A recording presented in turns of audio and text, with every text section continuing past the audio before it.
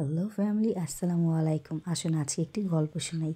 একটি লোক রাজদরবারে যায়, যাওয়ার পর তিনি রাজার কাছে একটি চাকরি চায়। তো রাজা বলে, তোমাকে যে আমি চাকরি দিব, তোমার যোগ্যতা কী? তো উনি বললো, আমার যোগ্যতা, আমি মানুষের কথাবার্তা আচরণের মাধ্যমে তার অনেক গোপন কিছু বুঝতে পারি, যা হয়তো আপনাদের চোখে পড়ে না বা আপনারা বোঝেন না। তো রাজা বললো, আচ্ছা তো ঠিক আছে। তো রাজা তার এই গোপন ট্যালেন্টটা দেখার জন্য তাকে ঘোড়সাওয়ারের একটি চাকরি দেয়, তার উন্নত জাতের একটি ঘোড়া দেখাশোনা করার। তো লোকটি রাজার একটি উন্নত জাতের ঘোড়ার দেখাশোনা করছে। কিছুদিন পর রাজা তাকে ডাকার পর বলে, কেমন দেখলে আমার এই উন্নত জাতের ঘোড়াটি? তো লোকটি বলে, আপনার ঘোড়াটি উন্নত জাতের, কিন্তু তার আচরণে প্রকাশ পায় সে উন্নত জাতের ঘোড়া নয়। তখন রাজা বলে, কি বলো তুমি? তখন সে ঘোড়সাওয়ারকে ডাকে, যার ঘোড়া তিনি কিনেছিলেন। তখন সেই লোকটি বলে, হ্যাঁ মহারাজ, এই ঘোড়াটির মা মারা যায়, তখন আমরা ওকে গরুর দুধ পান করাই। তখন রাজা খুব অবাক হয়, এখন বলে যে, তুমি কীভাবে জানলে যে উন্নত জাতের ঘোড়ার মতো বড় হয়নি? তখন লোকটি বলে, উন্নত জাতের ঘোড়ারা মাথা উঁচু করে ঘাস চাবিয়ে চাবিয়ে খায়, আর ও মাথা নিচু করে ঘাস খায়, তাতেই এর আচরণে প্রকাশ পেয়েছে।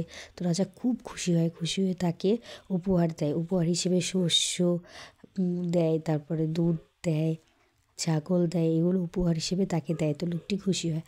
তো কিছুদিন পর রাজা তার উপরে এতই খুশি হয়েছে, তাকে রানীমার দেখাশোনার দায়িত্ব দেয়। তো উনি এখন রানীমার মহলে কাজ করছে। রাজা কিছুদিন পর তাকে আবার ডেকে বলে, তুমি তোমার রানীমার সম্পর্কে কী এনেছো আমাকে বলো। তখন লোকটি বলে, মহারাজ আপনি রাগ হবেন না, আপনার রানী জন্মসূত্রে রানী নয়, তার আচরণে আমি বুঝতে পেরেছি। তখন রাজা বলে, এটা কীভাবে সম্ভব?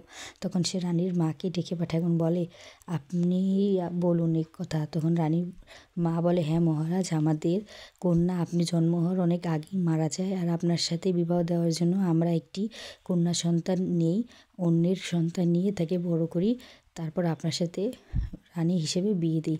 তখন রাজা বলে, আমি খুব খুশি হলাম তোমার ব্যবহারে। তখন রাজা তাকে আবার উপহার দেয়, উপহার হিসেবে শস্য, দুধ, তারপরে ছাগল, মাছ, এগুলো উপহার দেয়। দেওয়ার পর এবার রাজা অনেক দিন পর তাকে ডেকে বলে, এবার আমার সম্পর্কে তুমি কিছু বলো, তুমি কি জানলে? তখন লোকটি বলে, মহারাজ যদি আপনি আমার গর্দান না নেন, আপনি যদি ওয়াদা করেন, তাহলে আমি বলবো। তো রাজা বলে, করলাম ওয়াদা। তো লোকটি বলে কি, আপনি রাজা নন, আপনি রাজার সন্তান নন, আপনি জন্মসূত্রে রাজা নন। তখন রাজা বলে, এত সাহস তোমার?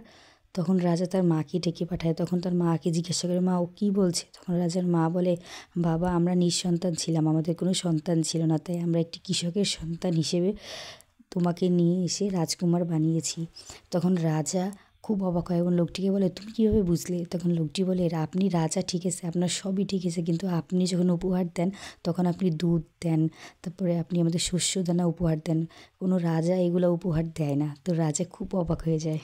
তো বন্ধুরা, এই গল্প থেকে আমরা এটাই শিক্ষা গ্রহণ করি আর বুঝতে পারি যে মানুষ যতই অর্থ দিয়ে নিজেকে পরিবর্তন করুক, হ্যাঁ, কিন্তু তার ব্যবহার, তার আচরণে প্রকাশ পায়। সে গরিব থেকে যদি ধনী হোক, চারাল থেকে যদি শিক্ষিত হোক, তার ওই বংশের পরিচয়টা, তার ব্যবহারের পরিচয়টা সবসময় থেকে যায়। তো কমেন্টে জানাবেন গল্পটা কেমন লাগছে। আল্লাহ হাফেজ।